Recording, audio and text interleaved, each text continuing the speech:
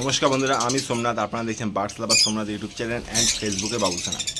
তো চ্যানেলের পক্ষ থেকে অসংখ্য অসংখ্য ধন্যবাদ জানাই। আজকে একটা বদ্রি পাখি বাচ্চা হাঁড়ি পরিষ্কার করব। তো বাচ্চাটা অনেকটা বড় হয়ে গেছে এবং চারটে বাচ্চা ঠিকঠাক বড় হচ্ছে কি না, তার গ্রোথ ঠিকঠাক হচ্ছে কিনা, পালক ঠিকঠাক হচ্ছে কি, কাটপিস হচ্ছে কি না, সেসব চেক করব। আর একটা জিনিস দেখাচ্ছি আপনাদেরকে, আগে দেখে নিন। দেখতে পাচ্ছেন,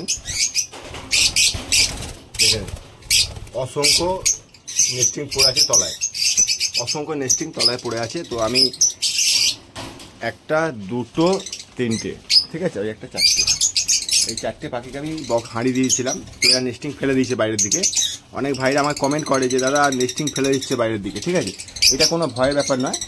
তো এই দুটো এখনও জোড়া নেয়নি, ঠিক আছে, এই দুটো জোড়া নেয়নি বলে দেখে এখন আমি বক্স দিইনি, হাঁড়ি দিইনি। এটা এখনও রেডি হয়নি, রেডি হলে অটোমেটিক নেস্টিং এটাই আবার তুলে নেবে, ঠিক আছে, এটা কোনো ভয়ের ব্যাপার না। এই জিনিসটা সবসময় মাথায় রাখবেন। ওরা নিজেরা যদি পছন্দ হয় রাখবে, নাহলে ফেলে দেবে, আর যদি পছন্দ হয় আবার তুলে নেবে। আমি অ্যাডভান্স হাঁড়ি দিয়ে রেখেছি, কারণ বিট করতে রেখেছিলাম, তাই আমি হাঁড়ি দিয়ে দিচ্ছি, ঠিক আছে। এই দুটো খুব ভালো পেয়ার হয়েছে, কিন্তু কবে ডিম বাচ্চা করবে এটাই এখন জানা নেই। চলো এবার এদিকে যাবো, বদ্রিগুলো যাবো, এদের দেখবো কি প্রবলেম। হাঁড়ি বাজার দুটোই ঢুকে গেল ভেতরে, সফট দিয়েছিলাম পুরো ফাঁকা। হাঁড়ির ভেতর দেখো কত নোংরা হয়েছে। চারটে বাচ্চা দেখো কত সুন্দর কালার এসেছে। হ্যাঁ, আমি এই বদ্রি আগে রেখেছিলাম কিন্তু আমার শ্যুট করেনি, এবারে আবার দুটো বদ্রি নিয়ে এসেছি। দেখো চারটে বাচ্চা কত সুন্দরভাবে বড় করছে, মানে দেখার মতো সুন্দর লাগছে। হ্যাঁ, কত সুন্দর লাগছে, কালার কত সুন্দর। দেখো ছোট বাচ্চাটাকে আমি খালি তুলে দেখাবো।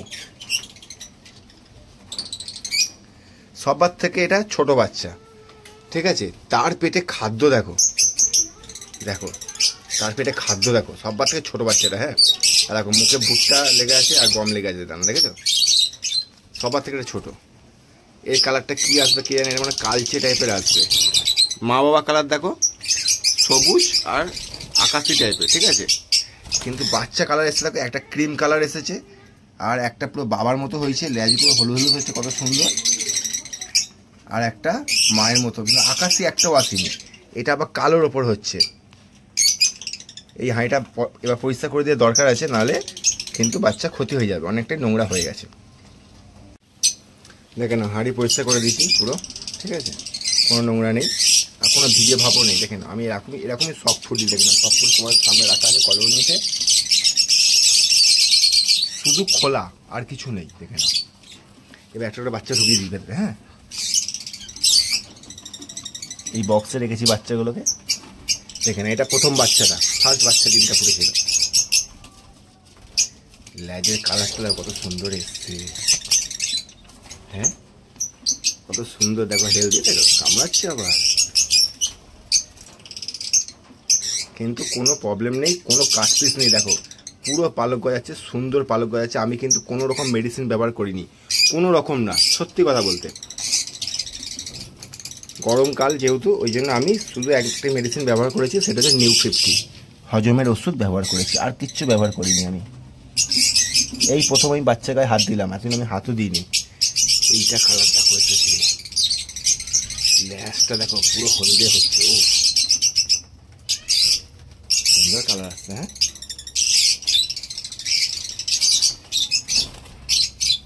সব পেটে খাবার টাইটম্বু।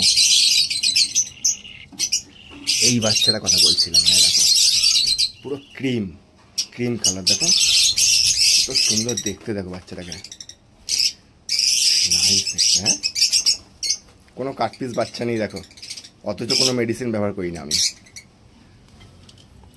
বাপ মা ফ্রেন্ডস যদি ঠিকঠাক খাওয়ায় বাচ্চাদের, সব বাচ্চা বেঁচে যাবে। দেখো তিনটে বাচ্চা অলরেডি বড় হয়ে গেছে, আর সব ছোটো বাচ্চা খুব শিগগিরই বড় হয়ে যাবে।